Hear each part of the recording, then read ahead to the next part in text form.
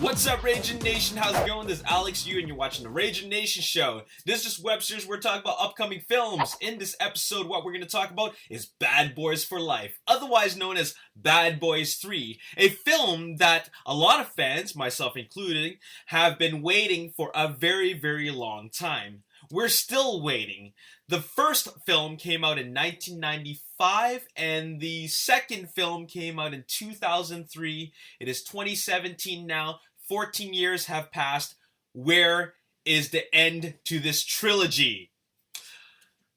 Well, the last we've heard is that writer-director Joe Carnahan is working on pre-production of the film. In fact, he actually put together an animated previs for a stunt sequence, and it looked pretty awesome. It involved a motorcycle car chase sequence, and it looked pretty top-notch. But there's some bad news.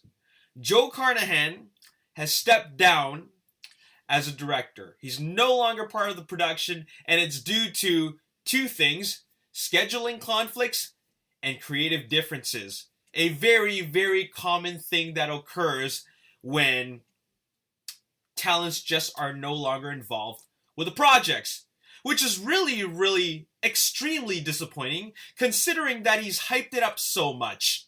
You know, I like Joe Carnahan's work. I enjoyed The Grey, Smokin' Aces. I even enjoyed The A-Team. But him talking about Bad Boys for Life and working on it and giving us a couple of updates here and there, and then finally stepping down from the project altogether, that's pretty disappointing. It's a huge letdown, and you know what? I'm going to say that he was a bit of a hype machine. He just totally talked it up and talked about how they're working on it and it's actually going to happen. Well, it ain't happening, at least with not him involved. One of the problems with Joe Carnahan is that he can't seem to focus on one movie. I mean, he's the writer-director, or rather, he was the writer-director for Bad Boys for Life, but he's also involved in so many other projects. He was involved with writing and directing Bad Boys for Life, and then after that, you will have read so many different things that he's working on. For example, writing, directing, and producing the Raid remake, and also being the writer for an Uncharted live-action film adaptation to the video game, being the writer or co-writer for X-Force, and he was even the writer for the screenplay of the Death Wish remake. Just a lot of things going on. And it's just too much. Why can't they just stay focused on one project? I mean, you cannot you cannot write one film until you're done with the other. And, you know, with him writing X-Force and Uncharted and just finishing Death Wish, when the heck is he going to find time to write Bad Boys for Life when he's also working on the Raid remake? So this is really, really disappointing.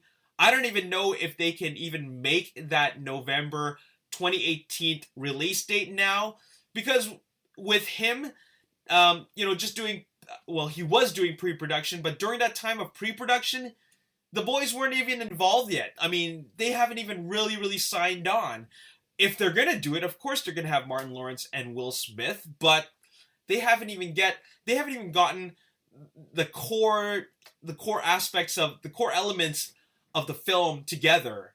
So I don't know what's going on there, but all I gotta say is that Joe Carnahan really let us down. It's really, really disappointing. I mean, he's known for his R-rated action films. I mean, he sounded like he was gonna be the next best thing to Michael Bay, but it ain't happening. So unfortunately, that really sucks.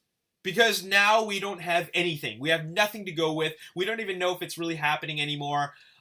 Will Smith is a very busy man. Martin Lawrence is doing nothing right now. So, even if Will Smith has the time, they got to make time in the schedule of whoever's directing this film to make it happen. So, hopefully they get a new director, and I hope that they get it soon, because Sony doesn't have a whole lot of franchises to work with. They don't really have a whole lot of big franchises that are really, really bankable right now. I mean, there are a couple, but Bad Boys can really, really, a Bad Boys film, like a third one with Will Smith starring.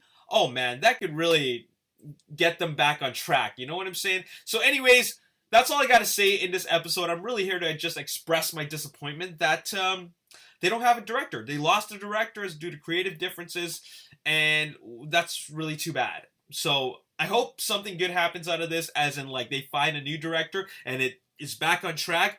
But as of right now, considering that it's been already 17 years since the last one, it doesn't look very hopeful.